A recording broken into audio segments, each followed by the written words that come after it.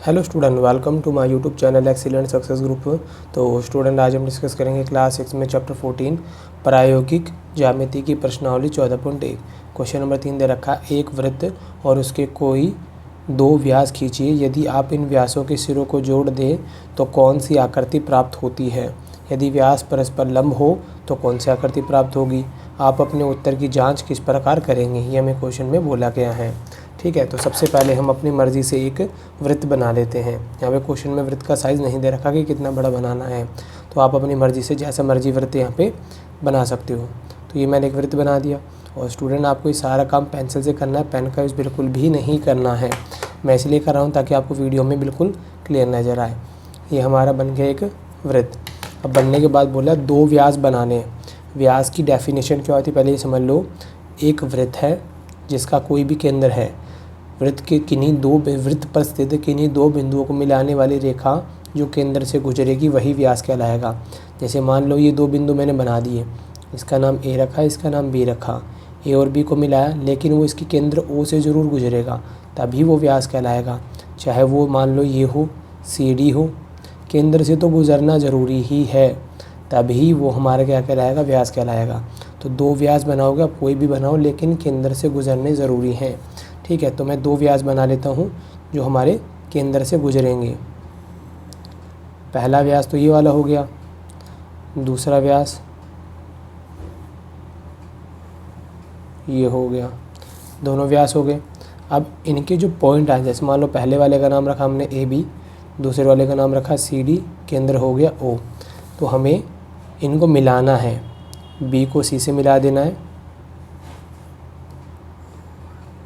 B को सी से मिला दिया, ए को डी से मिला देना है, बी को डी के साथ और ए को सी के साथ मिला देना है। ठीक है, अब जो ये आकृति प्राप्त हुई हमें, ये आकृति बतानी हमें कौन सी होगी। ठीक, और अपने उत्तर की जांच भी करनी है। तो हमें क्वेश्चन में जो पहले गिवन है पहले वो लिखेंगे, वृत्त जिसका केंद्र ओ है। ठीक है, ये हमें क्वेश्चन में बनाया है। साथ ही साथ इसके जो व्यास है, व्यास कौन है, एक तो ए बी और सी डी, दोनों क्या है, एक समान है।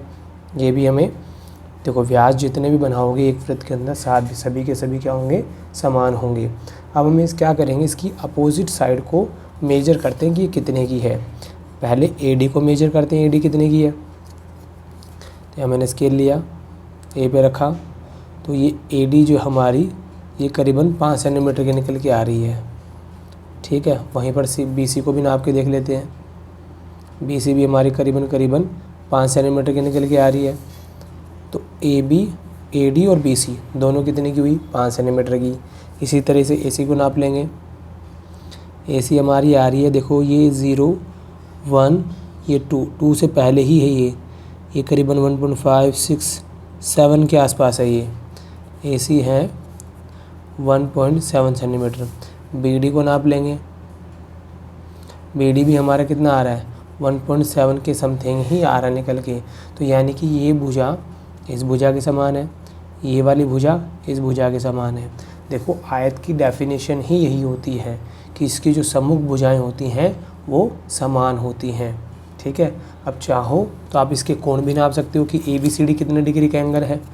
मैंने यहाँ पे बी को मेजर किया, 90 डिग्री एंगल आ रहा है। देखो, सी को मेजर किया तो ये भी 90 डिग्री आ रहा है। इसी तरीके से ए और डी को भी मेजर करोगे तो ये भी हमारे कितने डिग्री के आएंगे, 90 डिग्री के ही आएंगे। तो ये तीनों की तीनों कंडीशन आयत की ही होती है। आयत की डेफिनेशन है सम्मुख भुजाएं समान होंगी, प्रत्येक कोण 90 डिग्री का होगा। तो इससे सिद्ध होता है कि ये जो आकृति बनी है ए सी डी बी डी, इनमें क्या होगा, एक आयत होगा। तो यहाँ लिखेंगे प्राप्त आकृति ए सी बी डी एक आयत है। क्यों, क्योंकि सम्मुख भुजाएं समान है और प्रत्येक कोण 90 डिग्री का है। चाहो तो लिख सकते हो, क्योंकि सम्मुख भुजाएं समान है और प्रत्येक कोण 90 डिग्री का है। ठीक है, ये हमने क्या कर दी, जांच करी है। ये हमारा आधा क्वेश्चन यहाँ पे कंप्लीट होता है। अब बाकी का रिमेनिंग पार्ट करेंगे। सेकंड पार्ट में बोला गया है यदि व्यास परस्पर लंब हो, व्यास क्या होने चाहिए, लंब, मतलब एक दूसरे पे 90 डिग्री बनाने चाहिए। जैसे मैंने अभी तो जैसे मर्जी व्यास बना दी, कोई फ़र्क नहीं पड़ा। दूसरे केस में क्या है, व्यास जो है वो कुछ इस तरीके से बनाने हैं आपको ताकि यहाँ पे 90 डिग्री के एंगल बने। ठीक, तो बनाना शुरू करते हैं। सबसे पहले कंपास लिया, प्रकार लिया, अपनी मर्ज़ी से एक वृत्त बना दो। आप बना दिया, ये केंद्र है। मैंने एक व्यास लिया जो इस केंद्र से होता हुआ गुजरेगा, ये बन गया। इसका नाम रख दिया मैंने ए बी। अब दूसरा वाला 90 डिग्री पे होना चाहिए, तो मैंने डी लिया।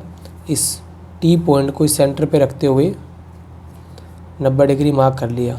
ठीक है, और यहाँ से मैंने एक लाइन ड्रॉ कर दी 90 डिग्री की, जो इस केंद्र से गुजरती हुई जाएगी इस तरीके से। ठीक है, इसको सेंटर, मान लो इसकी सीध लेते हुए बिल्कुल 90 डिग्री का एंगल बना दिया।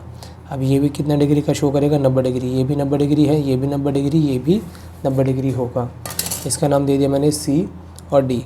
दोनों व्यास एक दूसरे पे क्या बनाते हैं, अब लंबवत हैं, परपेंडिकुलर बनाते हैं। अब इन चारों भुजाओं को अगर जोड़ दिया जाए, चलो पहले जोड़ देते हैं। ए को डी के साथ,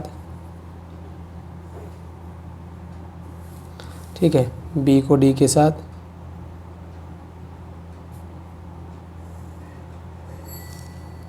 ए को सी के साथ,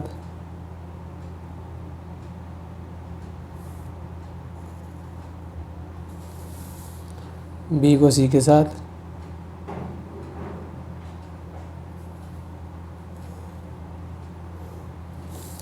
इस तरीके से हमने मिला दिया।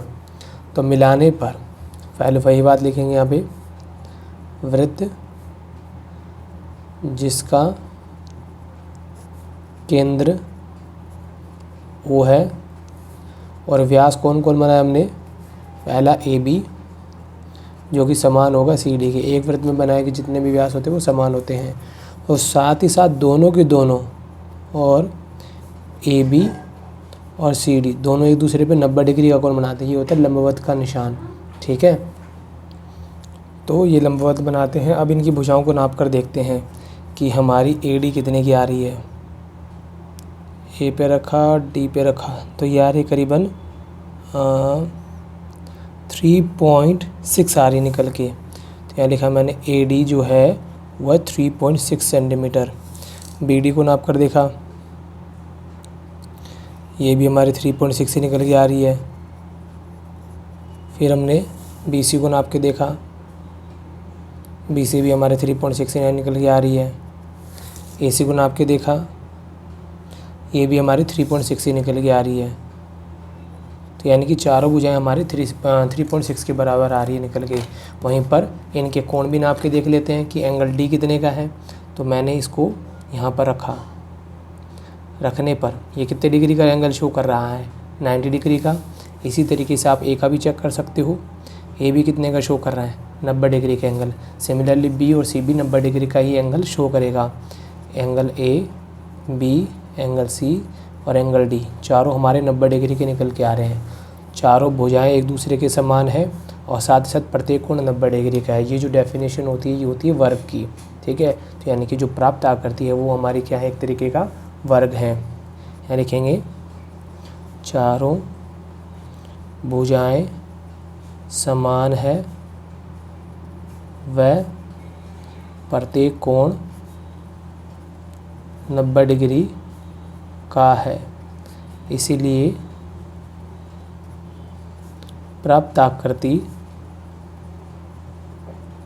एक वर्ग है। प्राप्त आकृति A D B C, A D B C एक वर्ग है। क्लियर, इसी के साथ हमारा ये क्वेश्चन यहाँ पे कंप्लीट होता है। उम्मीद करता हूँ स्टूडेंट आपको क्वेश्चन समझ में आ गया होगा। अगर आपको वीडियो पसंद आए तो वीडियो को लाइक करें, शेयर करें, कमेंट करें और इस चैनल को ज़रूर सब्सक्राइब कर लें।